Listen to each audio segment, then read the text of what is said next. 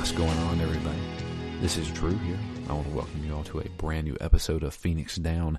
This is Phoenix Down 121.1, and we are continuing and finishing our playthrough of Halo Reach. Today I have with me Matt. Hello. And yeah, kind of a shorter game, especially considering we played Yakuza Like a Dragon, which took, 5 episodes? Yeah. So many of those Yakuza games took so long to play. Actually, one of the most surprising things for me here, literally the game ended, and I was like, oh, wait, I didn't realize this was the end. Exactly. That was kind of how I felt. I was like, oh, this is a quick game. But actually, it's kind of a standard length game, I would say. I probably put maybe 6-7 hours into it at the end there. So it was a decently long game. I guess we left off. There was a little bit of story beats here and there, but I feel like this was kind of like your standard Halo fare. The first half of this game started getting a little bit more story heavy about the halfway through. Yeah, certainly. The most memorable thing for me in the entire first half of this game was the space battle. Yes, absolutely. And we get a little bit of a change of scenery again right after this first part. So obviously we left off with us falling back down to the planet, back down to Reach. George had sacrificed himself to destroy this mother base, but then we see multiple more coming from a jump drive back to Reach. So it's a full-on invasion. What we thought we had saved the planet, nope. Now we're completely screwed. We fall back down to the planet. We basically have to walk ourselves back to civilization, which is the city of New Alexandria, which I guess it seems like it's a capital city. Maybe the capital of Reach. I'm not sure. I don't know how this stuff works. But it's a very large city. And, we're kind of stranded. We're by ourselves. We have very low ammunition. We're using a pistol. And we're going through these kind of like abandoned but attacked streets of New Alexandria trying to find military people to reconvene with. Reminds me just a little bit of Mass Effect, where you've got this kind of futuristic city and lots of whites and reasonably clean streets that have been damaged by war. Yeah, definitely got that feeling. I had played ODST previously. This feels a lot like ODST whenever you're running around the city after it's been abandoned after a war, basically. And I like this vibe a lot. I think this is really cool. There's one thing I have to mention, though. There was just random achievements that would pop up. Did you get, just random-ass achievements? Yeah, a few of them. Yeah, I got a couple of them. And I looked them up, and I was like, one of them was just, looking at a billboard. I was like, oh, I didn't even see a billboard, but apparently I looked at it at one point while I was walking around the city. But yeah, we there's obviously some ground troops in New Alexandria. We do reconvene with some military troops. I think there were some ODST, some orbital drop shock troopers, are what they're known as. They were there trying to stop off some of the invasion that had happened. So we meet back up with them. And fight our way to reconvene with the rest of the Noble team. I kind of like this sequence a lot. You were kind of alone for a little while there. Then you meet up with some military guys. You're trying to make your way up to a tower that's in the city. I thought the second half of this game had a lot more variety and a lot better feel. Yes. Just in terms of understanding what I was doing, as well as as well as things kind of chaining together and being kind of logical progressions. Obviously, falling back to a planet city, you could have fallen anywhere. So at the Sure. start of this level, I didn't really feel that, but I do like the way that this level chains into the next one, and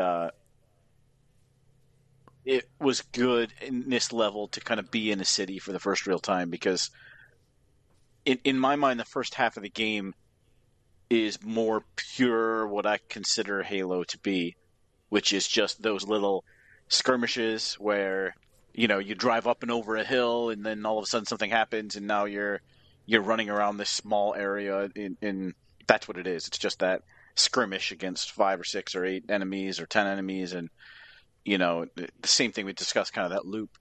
But it still happens here, but the fact that it's in a city, just from a purely aesthetic point of view, it felt different. You've got that kind Yeah. of post-war abandonment feel, and given the fact that the whole planet is basically under siege, it just kind of fits with that. I don't know. Yeah. No, it's definitely a change of scenery.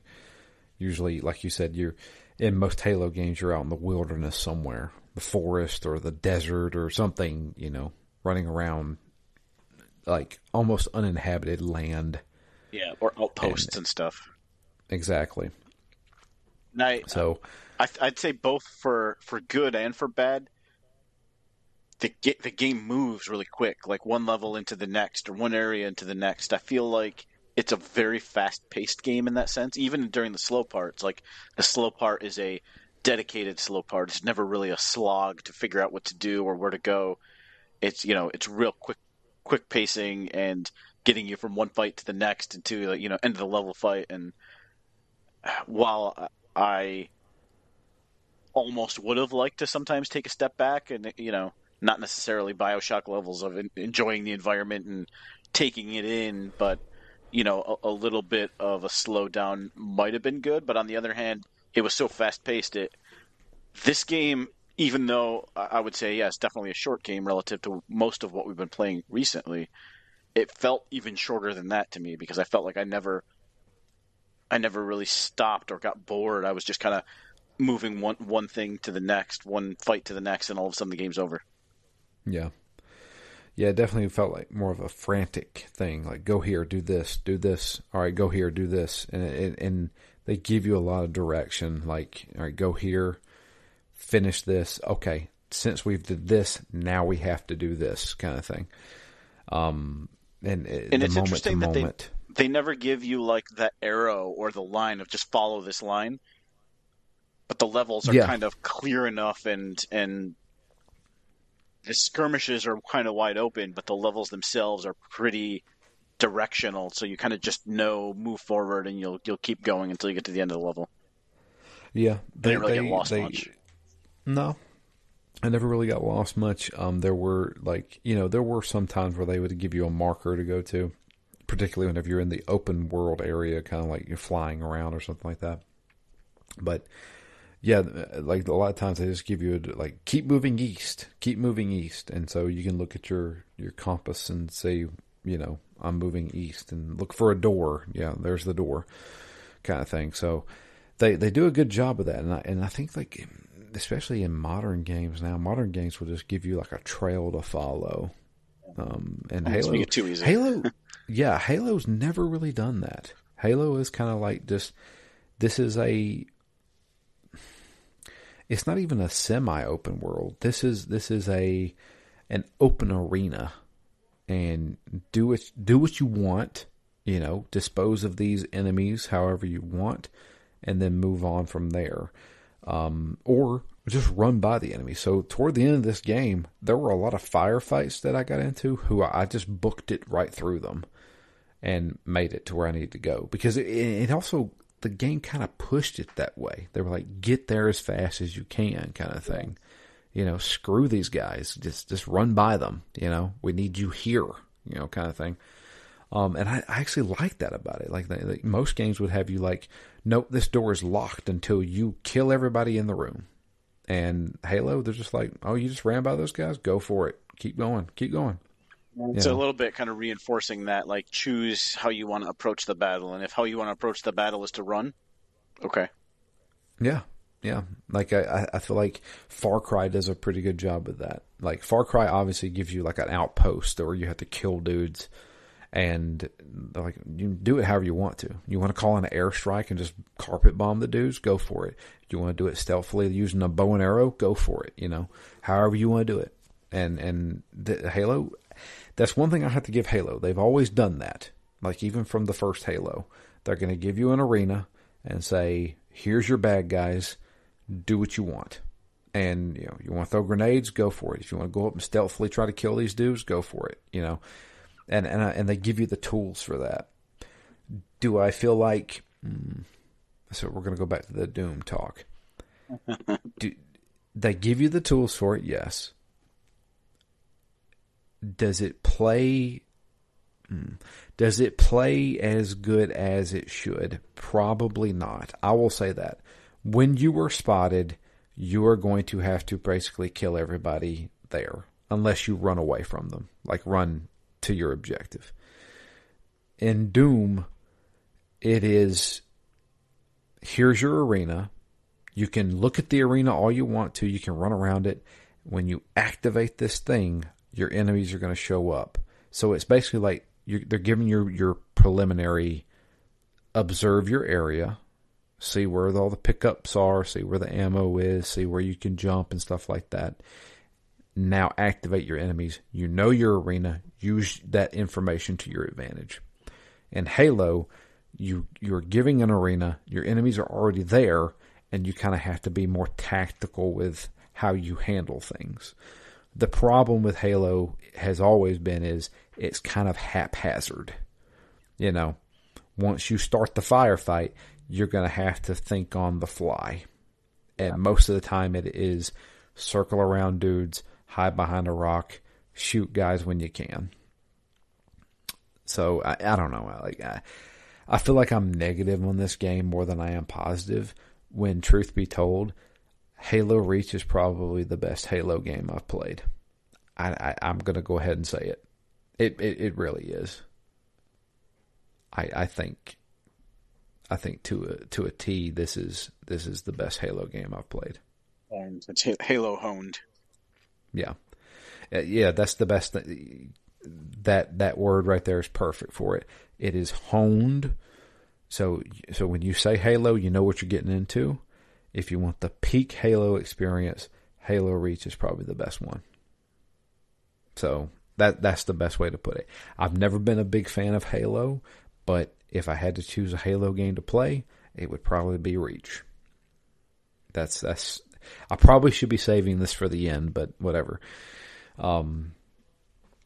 Yeah. So eventually we'll reconvene with parts of Noble Team, not all of them, but parts of them. We're still utilizing the ODST guys, and they task us with the next chapter or the next mission with flying to different locations to help out with people. So you'll get a call, hey, we're under attack at this place. We'll fly to this location, help them out, and we're also trying to turn off their communication jammers. They have multiple communication jammers that are keeping us from talking to headquarters, getting our word out there kind of thing.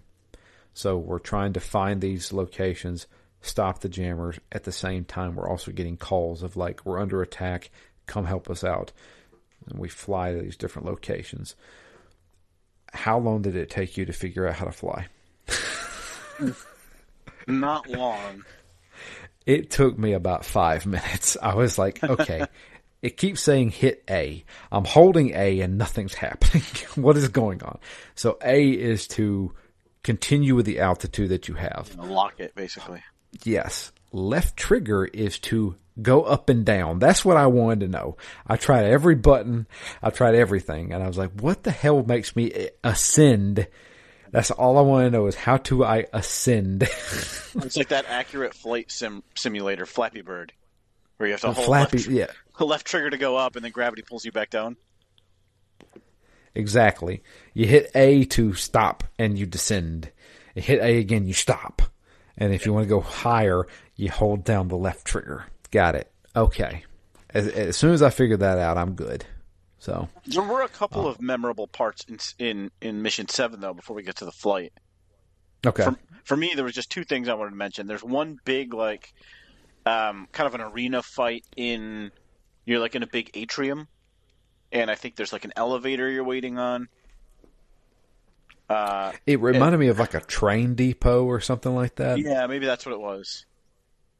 Or yeah, whatever it was, they poured in from all sorts of directions there, the brutes and jackals and everyone, and you Yeah. really start to get some of those guys that you definitely can't just pick off. I don't know what they are. Some of the elites with the ornate helmets that really come after you. Yeah, the golden armored guys. Yeah. Yeah. Yeah, those guys, they have shields, then they also have a lot of armor. Those guys are usually pretty deadly. So truth be told, I died a good amount in this game. I would say overall, from beginning to end, I probably died 40 times.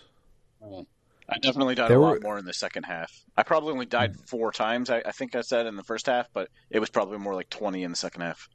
yeah, like I died a good amount to the point where there were a couple of times I was like, man, if I die again, I'm turning this fucking game off.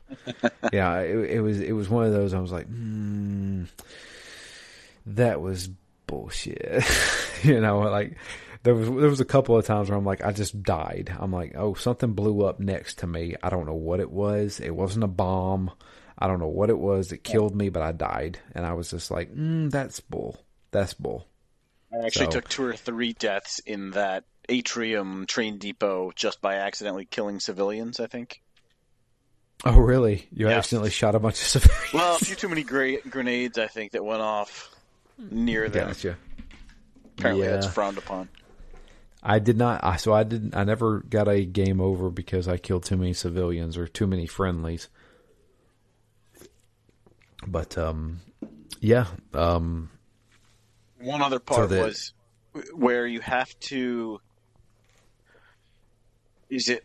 There's two things you have to activate or blow up outside, and I feel like each one you have to fight to get to the little platform, activate it, and then they roll in like tanks and wraiths and stuff. And then you have to geez, get I the don't next one. remember Then you this. have to like assault the building to try to get to the top. It's almost like storming a beach in some ways. Yeah, yeah. You with the jetpack. Yeah. Yeah, yeah. I remember that. That was so. Yeah, I mentioned the tower thing. Yeah, that's when you're with the ODST guys, and they're kind of jetpacking with you, kind of thing. And yeah, climbing that tower took a while.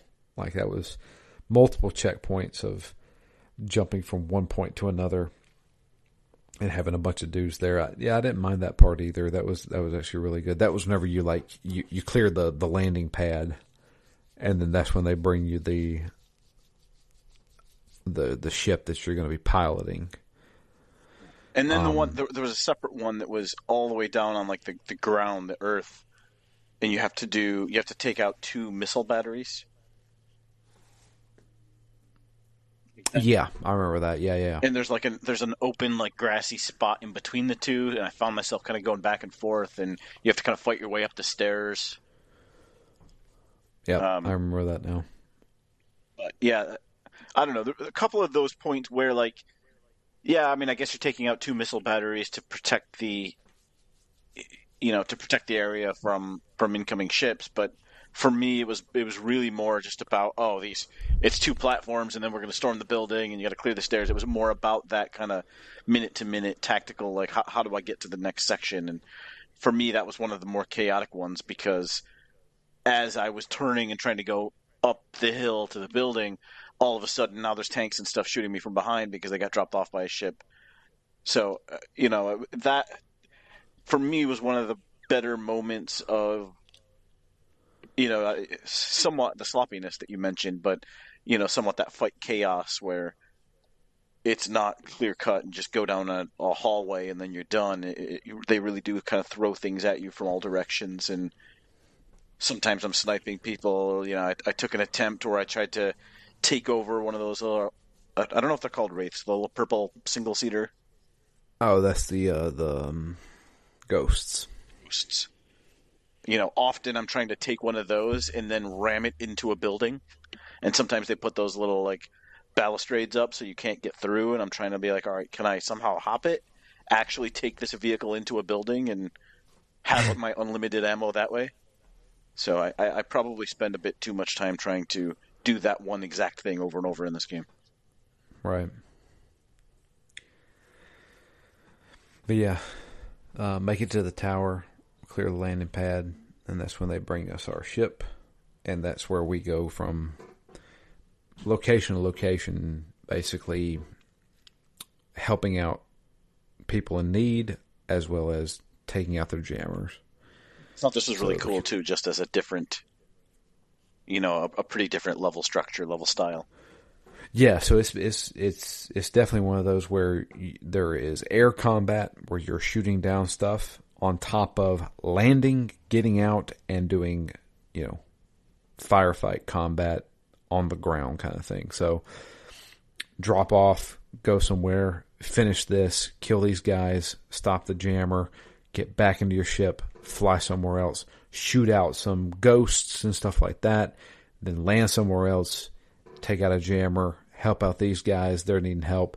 And there were a few like moments that were really cool. Like, so there was one that was like, we're at this nightclub where there's under siege, and you go there, there's like, it's like a nightclub vibe. There's bars, there's like a DJ set area stuff. And then there's a jammer there that you got to take out. There was one part where you were at I can't remember where it was, but I think it was like almost like a government building. It felt like a government building, or maybe like an administrative building or something like that, where there were the big guys with the shields. I can't remember what they're called. The berserkers, is that what it was? And they're hunters, the big with the green ones. Hunters, yeah, the hunters.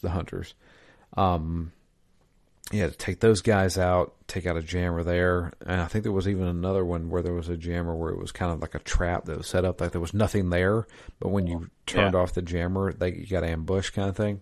The insect-looking enemies. Yeah, those insect guys, the flying guys. Yeah, I don't know what those drones maybe is what they're called. I can't remember what they're called, but there was a lot of variety in this mission. Like it was crazy in the nightclub that there was 4 hunters in there. 4 hunters, yeah. Yeah, that's just... I took out 3 of them, and I just said, actually, I don't need to take out the 4th one, so I'm out of here. Yeah, just run away. And I'm glad they give you that option. That's the thing, is like, I'll commend the game for that. They give you the option to be like, you know what, you don't want to do this? Leave, Or better yet, land your ship, and then just machine gun guys from your ship. Yeah, I thought that was kind of fun, too. Like, why waste why waste my ammo when this ship has unlimited? Precisely, and that's what I did that a good amount. I like how kind of seamless it is from the flying around. You land and hop out of the ship, and then you're right there. There's no loading or anything between those 2 sections. Yeah, that's the crazy thing. Like, this game was made in 2010. I'm trying to imagine other games that came out around that time, and if they had that kind of, I guess, processing power. I'm not entirely sure, but for a game that came out on the 360, that's actually pretty impressive. I don't know when. I know Grand Theft Auto 5 kind of had that where there was no real loading screens where you could just walk into a building kind of thing, but I can't remember when that came out.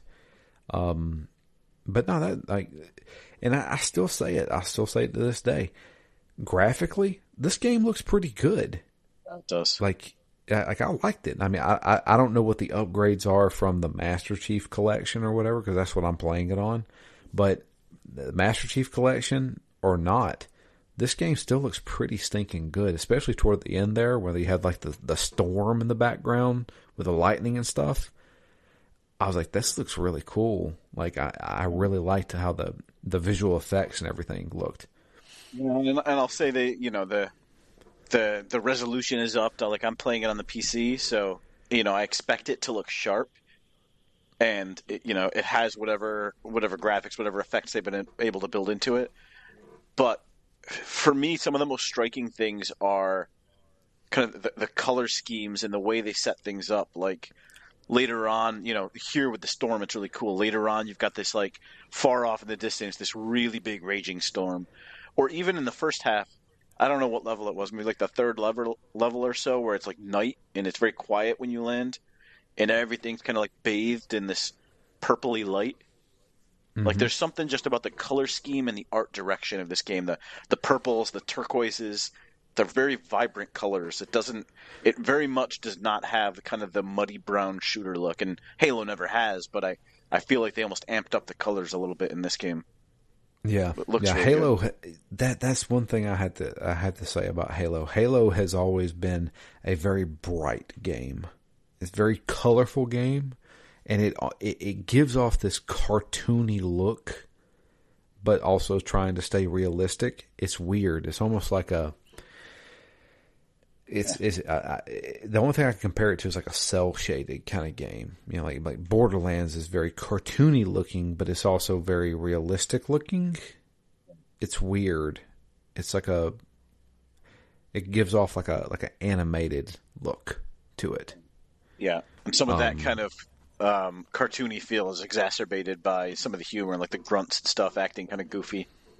Yeah, yeah. That's the thing is like Halo's always been like I don't know what this game is rated, but I think it's rated M for mature. I'm not sure though. But it's always been like when you get shot, there's blood like splattered everywhere. So I'm like, okay, so this is a mature game, but it looks kind of cartoony at times. It's weird. Like I've always found that very strange about Halo. Is like it's a cartoony look, but it's very mature in its tone. But And I struggle a little bit with that in this game because I never really know what they're going for. Because I feel like in other Halo games, it was serious with that cartoony vibe, but it was never really tugging at your heartstrings. I feel like they tried to do that a bit more in this game with yeah, some of the noble team deaths. yes, But I definitely didn't feel that. Again, this isn't really that type of game, and I'm not going to hold it against the game by any means. But instead of so they've gone up, so I don't see the characters here as the white one, the red one, the blue one, the pink one, whatever. But I do see them here as the tough boss, the big guy with the knife, the loner, almost like like your Ninja Turtles, where they're each one has a a role that they're quirk. filling, and that's really all Yeah, they do. That's all they are. They're defined by that one thing. So they have characterization, I guess, but they don't have depth. And I think yeah. that's what's missing that gives any of these deaths any gravitas or meaning. Right? Like On top of that, they kind of willy nilly kill people off. yeah. Sometimes it's just in a quick They really cutscene do. and it's not to like save anyone, it's just like they took a step in the wrong direction and got shot and they're dead. Bullet through the head. Yeah, that oh yeah, we're leading into it, but that on top of like it's almost like an in-game cutscene. Like we can get into it. So after the flying around mission where we're saving people and taking out the communicators, do we have the cutscene where we're supposed to go kind of like rendezvous with Halsey, Yeah. and that's when Kat gets shot. So, and it's kind of random. Like we're just walking through this area, and Kat's in mid conversation with us, and she gets shot in the head and dies, like just straight up, just like gets snipe shot in the head. And I feel like that's the one death that they try to stress is like impactful. Yeah. While the other two deaths that we get are just like, it happened kind of thing. But yeah, Kat getting shot, we're talking about, we have to go meet with Halsey, and she's kind of complaining like, what the hell, there's bigger fish to fry here. We're under an invasion. The planet's probably going to be taken over, and we're going to go meet with this scientist. Who cares? Like, why are we doing this? And bam, get shot in the head, and we're like, oh shit! Like that person's dead now. Who's been with us from the entire game? And you don't even like. It's not like it was a lead up, like where she sacrificed herself to save you, or the big bad shot her in the head. So now you've got a real reason to take him down at the end of the game. It was just. Did they even show who did it? It was just a random sniper bullet, right? No, it was just a random guy. Yeah. That they shoot at later, when she dies, everybody's like shooting at him, which we assume they killed him. But yeah, it was just a random guy, and I mean, not to get into, but I feel like that's more the more realistic death out there. You know, just it was a random shot in the head. You know, one moment they're there, one moment they're not. As opposed to, was it the earlier death where you see someone get picked up and then they get the double sword through the back and you're kind of watching it unfold, unable to stop it, but it's kind of in real time right in front of you? That happens after this. Okay. Yeah, George was the first one to die. He sacrificed himself and threw us off the ship, and we landed back on Reach. Yeah, the Emil is the one you're talking about. Emil. Yep, that's right. But there's a death before that. So before we get to that, we have a radio communications with Halsey, basically telling us we need to go somewhere. We need to go back to the sword base, the Oni sword base. Why? We don't really know. That's now been taken over by the Covenant. But we need to go back there. Okay. So it's kind of like it starts off as kind of like a stealth mission, but then it turns into a raid where we're taking back where we started at the beginning of the game. And I didn't have much issue here. There were a few times where I had deaths and stuff like that. I had deaths in every chapter, basically. But it was just like one of those restarts. Okay, well, I got a checkpoint. Let me just start it back up. And I know not to go there now, kind of thing. Or I know need to throw a grenade at this point, kind of thing. Yeah, approach it slightly differently. I think that's, again, one of the benefits here. It didn't work. Try something different. Try something a little bit different. Yeah. So, storm the sword base, and we're like, okay, well, we're here. Where do we go from here? And there is an AI that's talking to us saying, go, we're going to open a door for you, go here. And it leads us underground. We're like, okay, well, this isn't going to help us stop the invasion. What are we doing? That was one moment I liked when they're getting the directions, and they're like, well, this doesn't even make any sense. It's like 500 meters underground. And they're like, just go there. Yeah. Okay. It's one of the only times I feel like, maybe that's unfair, but it's where I had that spark of a little bit of mystery, like, oh, what is underground? What's there? Is it a relic? Is it whatever? At least it's a bit of mystery. Not the only time the game had mystery, but, the fact that we're actually going underground here, my hope is that you'll see some kind of artifact or something that's meant to turn the tide of the war, and, it'll...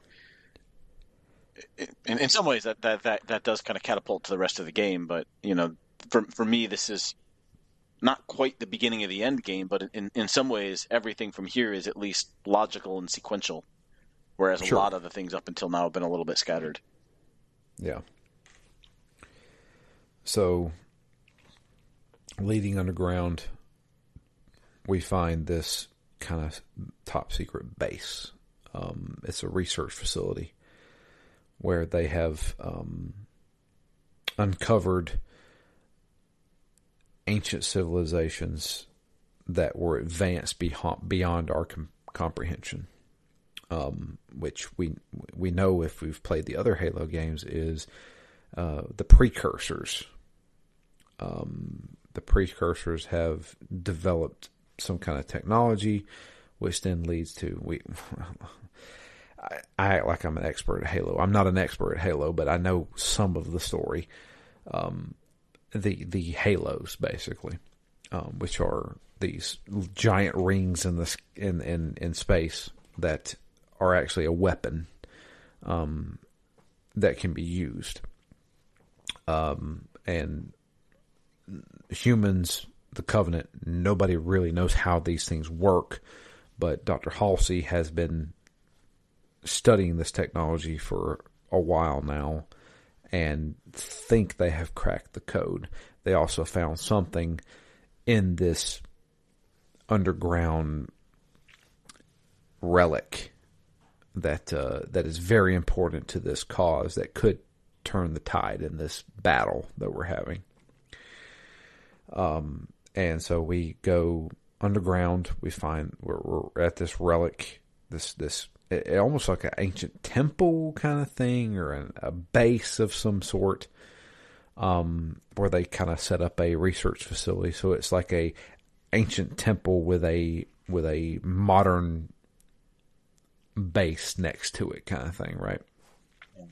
Research base almost. Yeah, and the Covenant are now invading it. We're trying to hold them off. This felt like it took forever. They said, set up these defenses, right? So I go and set up all these defenses, and they're like, the defenses will go offline. My defenses never went offline. I don't know about you, but mine never went offline. I don't think mine did either. Yeah, I never had to go out and restart them or anything like that. Yeah, I never did either. So, but yeah, we're getting bombarded with guys. Brutes are coming, elites are coming, grunts, everything like that. They're throwing everybody at us, and we got to defend this place until we can open the doors. And then job of building a little bit of tension or drama here. I never really got overrun. It wasn't like you ever see Lord of the Rings style, like armies coming at you or hordes coming at you. I don't really even know what the layout here was, if there was a way to like route enemies past the turrets. I just kind of wandered around a little bit. Then when it was really clear that what the door was that we were defending, I basically just went there and held off the last couple waves, I guess, from behind those rocks or pillars that you have as defense. That's exactly. I stayed there exclusively. Like I was like, the guys, like it wasn't like they could blow up the door or anything like that. It was just like survive, basically. And I didn't have any issues here. In fact, like as many deaths as I had in this game, I didn't die once here. This was like the easiest part. I guess because I had like 3 team members with me, and these turrets were also helping me. So this was relatively easy for me. But we got the door open. We go inside, and I guess a holographic Halsey. She's already off the planet because we were thinking she was dead after the invasion. There was a major attack that happened, and we thought that she was pretty much dead. But she's like, "No, I'm off the planet at this point." Okay, well, what are we here for? Well, yeah, basically. So what are we here for? She's like, you're here for this. So we've been studying this technology, and we discovered that there is this AI that is housed here that has a lot of information that we can use.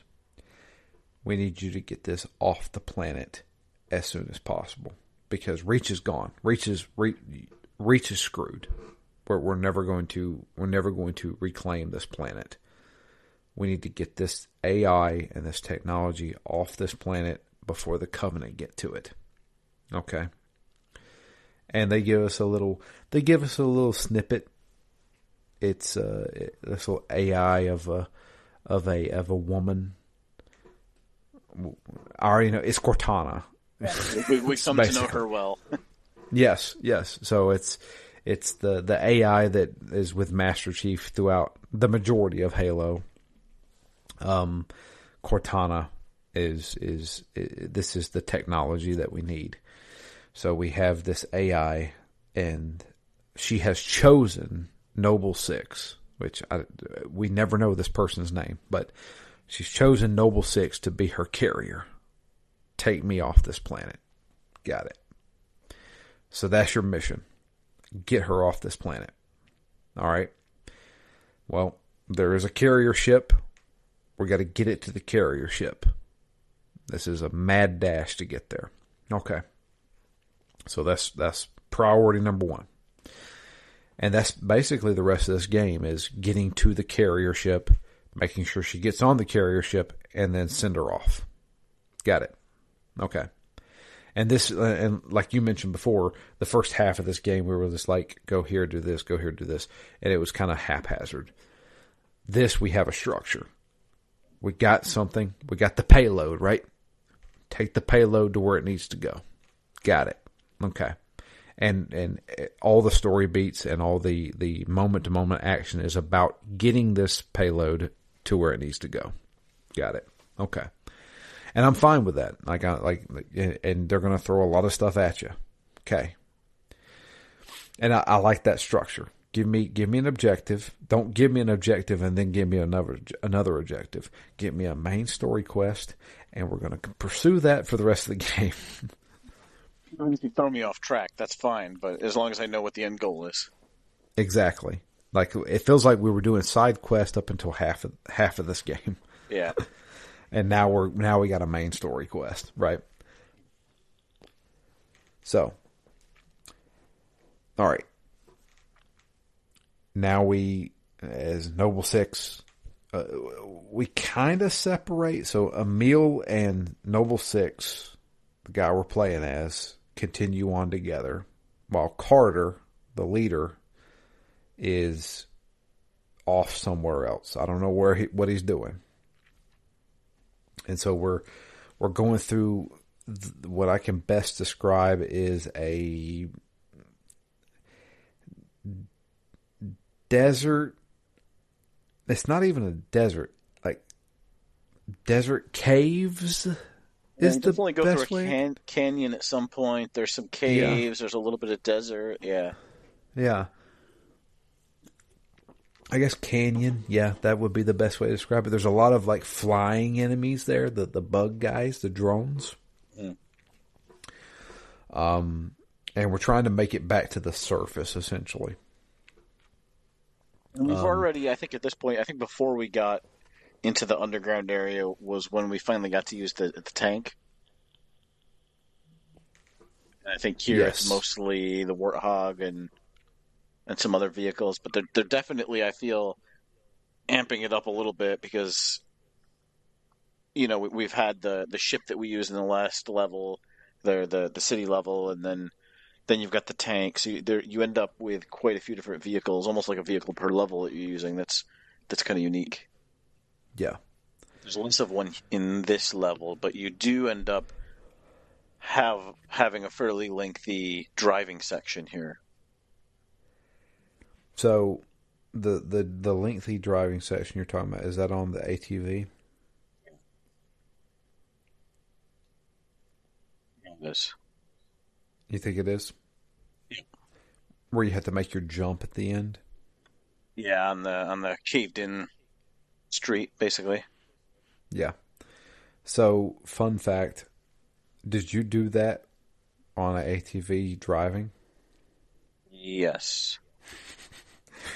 I did that on the back of an ATV with Emil driving, and it was possibly the slowest anticlimactic chase I've ever seen in my life. They're that's at funny. At the very end of it, they're like, "We gotta jump it," and Emil just kind of just like, it was just, it was so anticlimactic. I was like, this AI is going to it's going to crash. They're going to not make the jump. We're going to fall into the crevice, and I'm going to have to start over. But apparently, it's scripted because he jumped it and then turned sideways, and I was like, "Oh, okay, well, we made it." And then he just kind of stopped. I'm like, "Should I get off now? So I got off and then continued on. But honestly, I didn't shoot anything. I just jumped on the back and he just drove me. Sure, I got shot a couple of times, but I never got shot to where I was taking damage. It's just my shield damage. And I just kind of sat there and just rode with him. Like a long and he cutscene. jumped it. And yeah, in a cutscene, we jumped and we got off, and there you go. And then moving forward. Action. What's that? I said it's the height of action. Yeah, right. Like it reminded me a little bit of, you remember Alone in the Dark, whenever you would jump, a crevice and it would do the slow motion thing. Yeah. And it was just kind of like you might as well just put your controller down. That's kind of how I felt the whole time I was playing this. I was like, I didn't shoot anything. I was just kind of just riding. But then we get it was a cutscene, but I was like, it might as well have been an in-game cutscene where Emil and Noble Six are going through this crevice, and there's one of those spider mechs, or spider. I don't know what they're called, but they're blocking us. They're like, oh man, there's no way we can get out of this. And Carter, he shows up. He's in a jet, and he's like, I can stop it. And I'll see you on the other side. And he crashes into it, kamikaze style, and blows it up. And Carter's dead. And it was a cutscene, but I was like, it might as well have been an in-game cutscene, because it was just like so short and just kind of anticlimactic. So the leader of Noble Team is just dead now. Yeah. And we're like, you won't be forgotten. Let's go. And I was like, what? Like, really? The leader of Noble Team just sacrificed himself, and you guys are going to do it in this short little cutscene? Okay. Yeah, again, it's like what are they going to do? Make it more dramatic when I don't really know anything about this guy's life anyway? I mean, true. I just like, maybe they could have did like a camera angle of Carter talking to us, saying, "I'm out, guys. Have a good one," or something like that. Yeah, but something instead, where he's tell my daughter I love her. Yeah, like the camera just sticks on the little spider thing, and you see the jet come in and just fly into it and blow up, and the spider thing falls over, and I'm like, oh, there's Carter. He's dead. Okay. Like, it felt so nonchalant. You know what I mean? For the leader of our squad. Okay. So, Noble Six and Emil continue on. And we make it to the launch area, I guess. It feels like it was part of a desert area with like a... how do I describe this? It was a desert area with like it reminded me of almost like an oil rig. If that's the best way to describe, I don't know. I assumed it was kind of the like an abandoned shipbuilding yard, because you've got ships that you're trying to board here. So I assumed it was just kind of like a dry dock area almost. Yeah, that's probably a good way to describe it. And this is where they continue east. That this is like I mentioned it before, but continue east. Go look for the door at the east. There's tons of areas in this part where you can just run by guys. There's obviously like major firefights with like ODST guys are there shooting at enemies. There's a bunch of enemies, brutes, and there's even like some hunters are there and stuff like that. And I'm just like, I'm just gonna run right by you guys. They told me to go east. By God, I'm gonna go east. And so, and there's a door there. You go through the door. All right, don't have to worry about that firefight. Got it. And there is one fight that you have to do, and it's with 2 hunters because I went to the door, and the door doesn't open until those hunters are dead. And I was like, well, damn. I was hoping I could do this without having to kill some dudes, but I died here a few times because I was kind of ill-equipped to deal with hunters. So, but yeah, taking out the hunters, then they open the doors and let you in, and then you're kind of at the launch pad or the landing pad area, and it's kind of an open area where you're going to have a bunch of guys, different waves coming from different directions, and it's just you and Emil and a few ODST that's holding these guys off, and there's also like a AA gun there. Like up on top, right? That you can't get to at this point.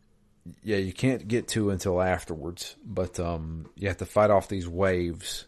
But after fighting off the waves, and luckily, so I had a grenade launcher that I was using, which is hit and miss. If you hit a guy with it, it's great. If you miss a guy and it bounces, that thing is useless. Yeah.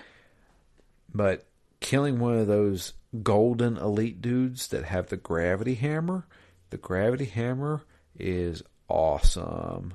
That is an instant kill. It doesn't matter what kind of enemy it is. This was this was the fight that I died the most on in the whole game, though. Yeah, definitely was for me too. I probably died 10 times here. Yeah. I was just like, man, okay. And every time I would restart it, I would get 2 enemies farther and then die. I'm like, okay, I know what to do after the second enemy. I know what to do after the third enemy. And just had to keep going, basically. Yeah. Yeah. It was the last wave for me because I was at a save point where I knew exactly I'm going to take these 20 steps and I'm going to look down on this platform. Then they're going to land one well-placed grenade, and I was taking out like 6 people with 1 grenade. So I'm like, this has to be the way I start this section because there's no better thing to do than take out 6 people instantly. Yeah.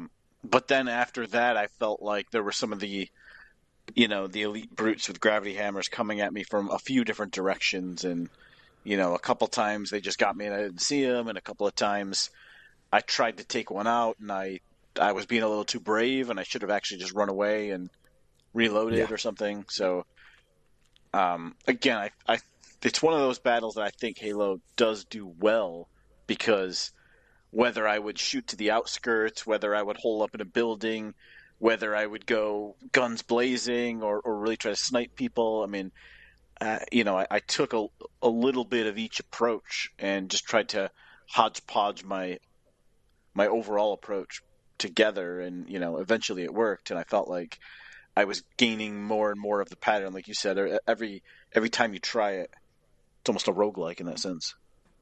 Yeah, man, you kind of hit the nail on the head there for Halo. Is like you hit a checkpoint, you learn the patterns, and if you fail, you know those patterns now. That's the kind of the gameplay loop, and it works because Halo has good checkpoints.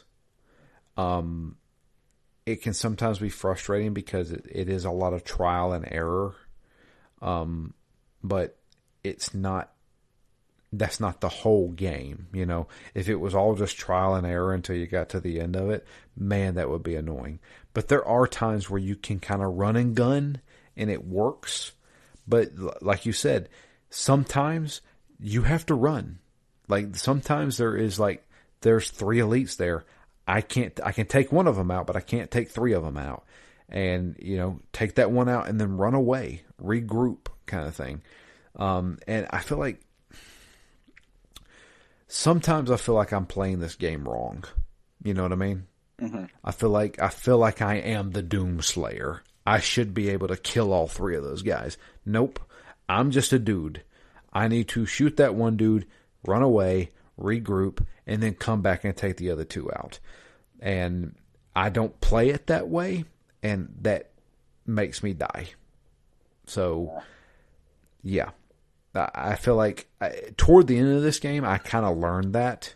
The beginning of it, I feel like, was a little bit more frustrating, and probably all the way to the halfway point. Like, this part right here is when I finally learned, hey, I should play this game a little differently. I should run away from this. You know, even if it is just one elite, I am low on health. I have full shields, but if he gets my shields down, I'm dead instantly. I need to regroup.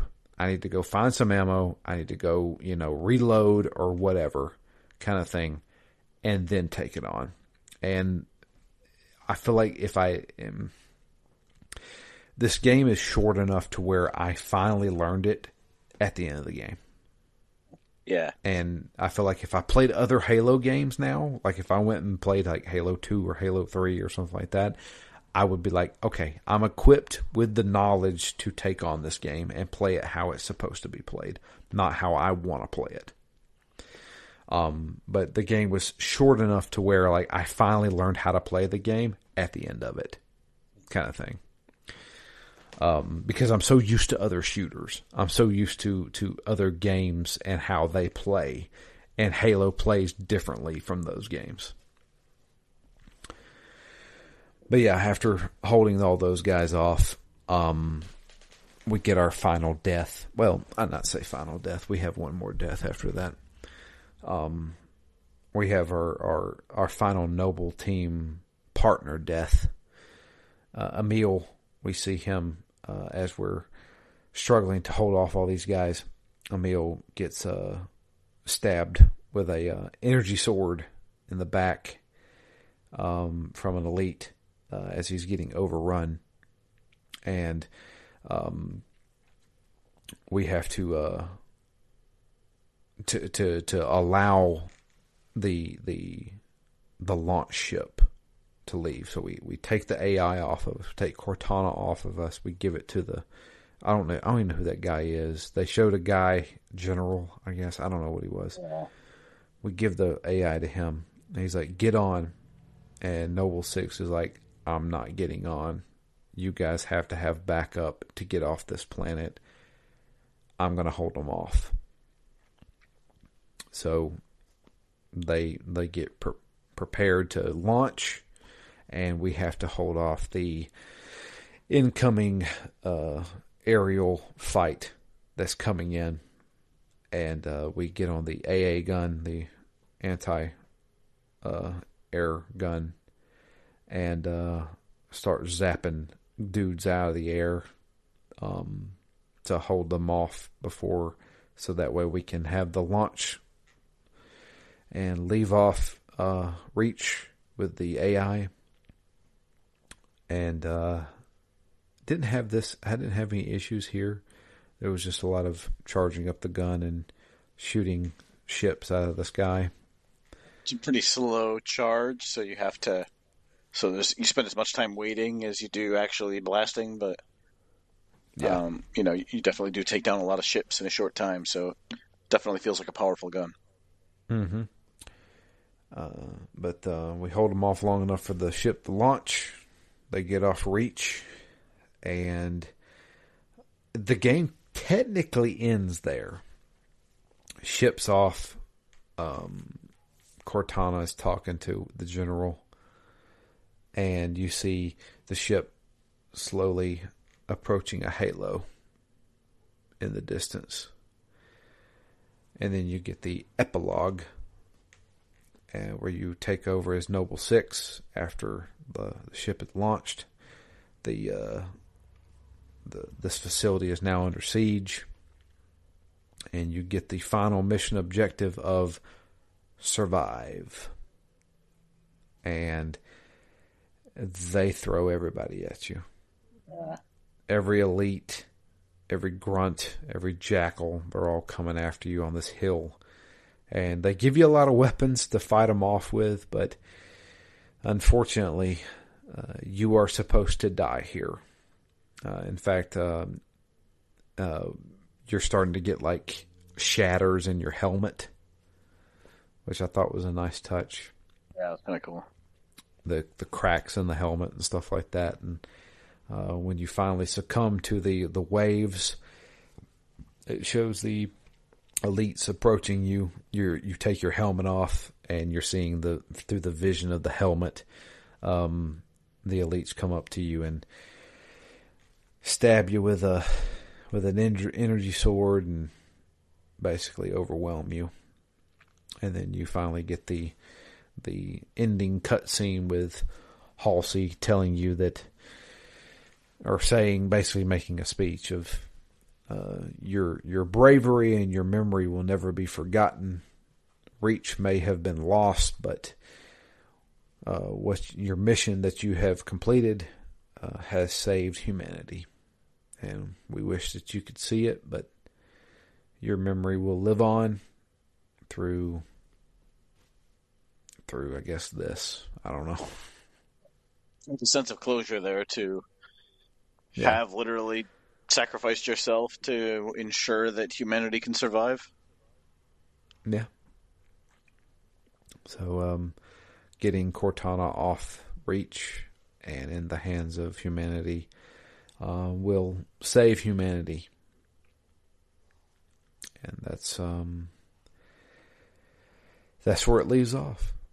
And I guess leads into Halo 1. I can't remember how Halo 1 begins, but they awaken John, or Master Chief himself, and give him Cortana and tell him to go to the Halo to figure out the mysteries of the Halo, which we now know is a weapon that houses the Flood. That is a ancient weapon that will kill whatever is in its path. You at least get to see a Halo at the end of the game. Yeah. There's one in the distance. They're flying to it. And then later on you find out there's multiple Halos. You finish the fight with Halo, and then you find out, oh, there's actually multiple Halos, and that's a bad thing. So, and it just keeps going from there. So, Halo in a nutshell. Yep, pretty much. Okay. Oh man, we saved the world. Wait, there's like 15 other world-destroying things out there. Oh no. Well, but early in this game, it's almost like it's almost like a fractal where, you blow up the one ship earlier in the game and then a bunch more show up. You blow up one Halo ring and then there's a bunch more. Yep, there's a whole bunch more. Scale keeps getting larger, but the pattern remains the same. Yep. All right. So we do have an email. Comes in from Dustin. It says, "Hey guys, I've tried playing along with this game, but didn't make it very far. I just don't care. Never cared about Halo, even back when it originally released on Xbox. My brother had it, and we played some multiplayer, and it was fine. And then Halo 2 came out, and everyone was gawking over that, and it was fine. Halo 3, I completely skipped, and never cared to play any of the others. I, however, did go back and played the campaign of Halo 1 and 2 in co-op on normal, and that was tolerable since it was an excuse to shoot some aliens and drink some beers with a buddy. I wouldn't mind actually playing the other Halo games in co-op just for fun. I'm definitely not playing it for the story, and was surprised how much talking there was in Reach. I had no clue what they were even talking about, and playing by yourself, the game just isn't that interesting or fun. I did try to coax a friend into playing co-op with me, but trying to co-op anything as an adult is damn near impossible." You speak the truth there. I think I probably would have finished it if I did have a buddy to play with. So maybe other time I'll actually see the end. I don't know how it ends. There's another game that did it first, and it was I do know how it ends, excuse me. There's another game that did it first, and it was very impactful and emotional. I've never actually played the ending of to Halo, so I don't know if it hits the same highs or not. I'll be curious to hear your takes. Quick side note. Do you guys know what game the Phoenix comes from that's on your logo? I have no idea. I think Ken or Anthony made that logo for us, and I can't remember. I'm not sure. If you said Final Fantasy V, you're correct. Okay, well, there you go. It just so happens the Pixel Remaster is available for everything now, and this would be a perfect game to play this year. If, however, you choose 6 over 5 to play this year, I wouldn't even be mad, since I would play either or with you again for the 50th time. I'm excited you guys are doing Greedfall next. You're going to love it. I should replay it, but work is really busy now, so I'll have to skip, but we'll try to write in a couple of times. After that, we need to make a Final Fantasy happen for sure. Dustin. There you go. Agree with all that. Thank you, Dustin.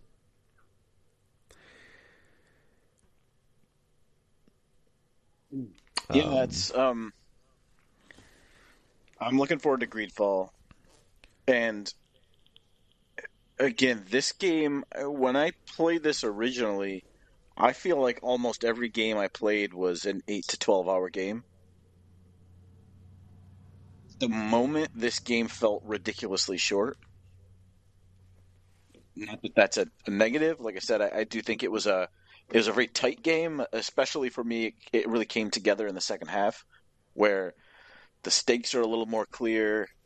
You know, people are dying at a higher rate. You know, you're still changing locales a lot, so it's pretty exciting.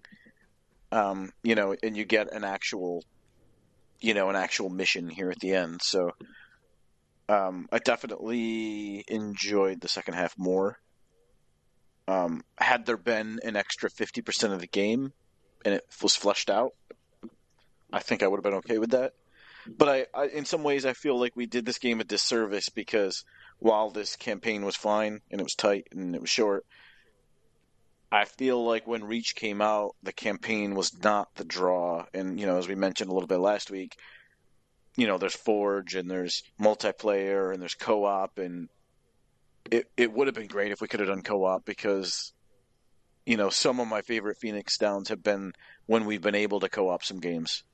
You know, Sure. Resident Evils, Dead Space, etc. So, I mean, this could have been a whole level even better had we co-opted it. I don't know. So I'm just a little bit torn, because I feel like we could have gotten more out of the game. I feel like the game impressed me a little bit more when it came out. But on the other hand, it's still just a really tight, fun action game that, you know, it was over before I wanted it to be. I never got bored to the point where I just couldn't wait to finish it. So, right. In some ways, it never outlived its welcome. Yeah, I feel the same way. I feel like I could have probably played another hour of this game before it finally be like, I'm kind of done. I feel like the moment-to-moment gameplay was fine. Were there a lot of restarts? Of course. Like I said, I feel like I learned how to play this game toward the end of it. As far as the story goes, I will say this is probably the most invested I've been in a Halo game. And I enjoyed the story. Like, sure, there were moments where, like, the deaths were not very impactful, but when it comes to Halo games, honestly, I can't remember any of them. I could not tell you what happens in Halo 1 or 3 or 4 or 5. But I can tell you, I will remember how Reach ended. Because they really kind of pushed that "we will remember you" kind of thing, and it was a decent little send off. You know, it was like, hey, you know what? These dudes sacrificed their lives to make sure this thing happened. You know. And then the little We extra emotion and poignancy of having that last stand also, I think, really cements that you are alone on this world and dying here. exactly. So I I enjoyed this game. I really did. I it was definitely shorter, and that was, and I think that's kind of a stark contrast of how we've been playing games recently. You know, with the Yakuza games being so long and drawn out, this was a 2 episode game, and it was a breath of fresh air for me. You know, as much as I love Like a Dragon, that was a long game, and we talked about it for months, and this one was short and sweet, and I enjoyed my time with it. I really did, you know. And I'm not even that big of a first person shooter fan unless it's Overwatch. You know, like I play a lot of Overwatch, but I don't sit down and play the campaign of a first person shooter. Not anymore, at least. You know, but I enjoyed this a lot. And like after finishing Reach, I was like, you know, I got a couple of days before we have to start our next Phoenix Down game or do anything. I was like, I had the itch to like, maybe I should go back and play Halo 2 or Halo 3 again. Yeah. Like I did. I was like, yeah, I could go for more Halo, you know? So I don't know.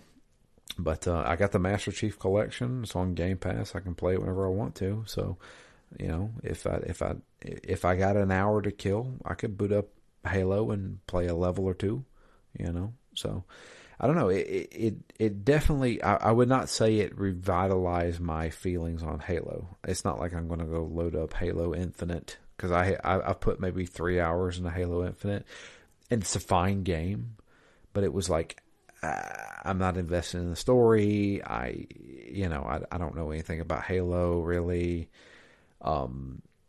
It was one of those things where like every time I played Halo Infinite, I was like, there's a cutscene going on, and I have no idea what they're talking about. Yeah, me too. And that's the issue, is that like Halo Reach, I feel like if you've never played a Halo game before, you could play Halo Reach and understand what's going on. You know, even if like I know what Cortana is, but if somebody who had never played Halo before sat down and saw, oh, it's this like little AI purple girl. Okay, well that's whatever that is. Okay, well we need all to you take really her need off. to know is that Halsey thinks it's the key to humanity. Exactly. You know, but It happens if to you me. if you boot up Halo 3, you're like, you know, Master Chief is talking to this blue girl, and she's an AI, and there's the Flood is here, and also the Covenant, and also this, and also that, and I was like, I don't care. I don't like. It turns out I don't care about this, you know. But Reach feels like, you know, it's its own little story that fits, you know. And I think that's one of the reasons why I kind of liked it so much, was that I didn't have to be invested. I didn't have to read the books to understand and have fun with this game. So, and it played fine. It played fine, you know. Yeah, I thought it was good. It was good. It was, like I said, it was a breath of fresh air that I think I needed, especially after these long games that we've been playing recently. Yeah, agreed. It reminded me of, you know, in the Xbox and 360 days, there were a number of times where I would get home from classes or work or whatever on a Friday and be like, all I'm going to do from Friday night to Sunday night is finish a game. I'm going to play one game start to finish this weekend, story-wise. And, you know, I remember games like Advent Rising was one of them where I'm like, this is just my weekend this weekend. And this is that kind of a game where, you know, you could, if all you wanted to do was play this campaign, I mean, it's a night or two and you're done. Yeah. Yeah. That's something we've been lacking recently, especially on Phoenix Down, is games where you can finish in a weekend, like, or a couple of weeks, you know. I didn't play this game every day, you know, but I feel like, you know, 37-year-old Drew can't play a game and beat it on the weekend. Yeah, but it's been a long time since I've done that. You give me a week and a half, I could probably beat a game in a week and a half, you know. Yeah. So and it, like, yeah, that's maybe we should get back to that. I know Greedfall's a little bit longer, but that is also something I need to bring up. So I guess I can announce it to the podcasting world. I have a new job. I've been working. Everybody knows I've been working security for 16 years, but I'm actually moving on to a different position now. That position requires me to travel a little bit. So I'm going to be out of town for 2 weeks, starting not this week, but next week. And because I'm going to be out of town means I will not be available to play my Xbox. Well, where do I have Greedfall? I have it on my Xbox. So we're going to have to come up with a schedule, or possibly, and I don't want to say it like this, but possibly a game before we play Greedfall. I do plan on bringing my Switch with me while I travel, so we may have to do a Switch game, or a game that is available on the Switch, because I'm not going to lug my Xbox Series X around with me while I travel. So that's a tough one to carry, put in a carry-on, or yeah, definitely throw in the trunk, or throw in the trunk and then hook up to a hotel TV. So, if anything, we may have to do something that Greedfall may be not the next game that we play. I'm not entirely sure. I know we already announced that Greedfall will be our next game, but we may have to switch that up. And we have not worked out what we're going to do. Obviously I can start Greedfall and I can record next week, but after that, there will be 2 solid weeks of nothing. So, I feel like we may need to put Greedfall on the back burner until I get back and finish my training with my new job. So I guess the best thing to do is stick to our Twitter and see what we figure out. We haven't figured out anything yet. This all kind of happened recently in the past week, so I haven't been able to talk with Matt about this. But yeah, if you please do follow us on Twitter. It is at ZTGD Phoenix Down. We will announce it there, whatever we are doing. We may stick with Greedfall and just take a couple of weeks off. That sounds kind of crappy. I don't kind of want to do that. Because, especially with a story-based RPG, a lot can be missed after 2 weeks. But we'll figure it out, and we'll definitely announce it on our Twitter. If you would also follow us on Twitter individually, which is DML Fury at DML Fury, and then Matt is at REMGS. And then you can also send us an email. It's drew@ztgd.com, and we will read off any emails that you send to us, whether it be about Halo, because I know there was only one person that reached out to us about Halo, or whatever game that we're going to be deciding on playing. But that's going to be pretty much it for us. Thank you all for listening. Thank you, Dustin, for the email. And please send those emails to us. We will read them out on the show. Until next time, though, I am Drew. And I'm Matt. And we are out of here. Hope you guys have a great week. And like I said, stick to the Twitter. We will announce what we are planning on doing in the upcoming weeks. Yeah. I don't know how to end this because I don't know what we're going to be doing, but we will catch you next time. Have a great one.